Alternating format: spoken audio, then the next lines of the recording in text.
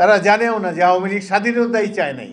25শে March military ক্র্যাকডাউনের অব্যবহিত আগে তাজউদ্দিন সাহেব tape recorder নিয়ে তার নেতা শেখ মুজিবুর রহমানের কাছে গিয়ে বলেছেন যে টেপ রেকর্ডার নিয়ে এসেছি, আপনি স্বাধীনতার ঘোষণা দেন, বাংলাদেশকে স্বাধীন রাষ্ট্ররূপে ঘোষণা করুন। তিনি বললেন না, আমি স্বাধীনতা ঘোষণা দিতে পারি না। তিনি অখণ্ড পাকিস্তানে বিশ্বাসী এবং তিনি বলেছেন যে আমি যদি আজকে স্বাধীনতা ঘোষণা করি তাহলে আমাকে বিচ্ছিন্নতাবাদী হিসাবে চিহ্নিত করা হবে, আমার বিচার করা হবে। 25শে মার্চেও তিনি চিন্তিত যে তাকে পাকিস্তান ভাঙার জন্য অভিযুক্ত করা হতে পারে, অথচ তার বলে এসেছে, তার দল বলে 7ই মার্চে নাকি তিনি স্বাধীনতার ঘোষণা দিয়েছেন। যে আওয়ামী লীগ স্বাধীনতা চায়নি, চাওয়া সম্ভব না।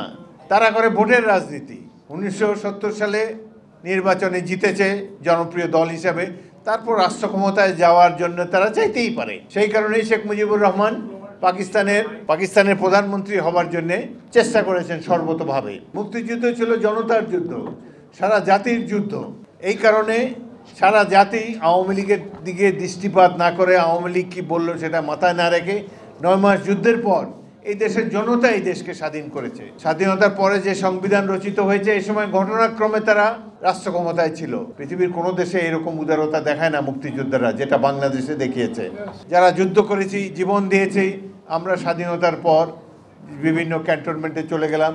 যে ছাত্ররা জীবন বাজি রেখে যুদ্ধ করেছে তারা স্কুল কলেজে ফিরে গেল। রাজনৈতিক ক্ষমতার প্রতি আমাদের কোনো লোভ ছিল না, আমরা দৃষ্টিপাত করি নাই। সেই জন্যে আওয়ামী লীগ সেখানে বসতে পেরেছে ভারতের আনুকূল্য নিয়ে।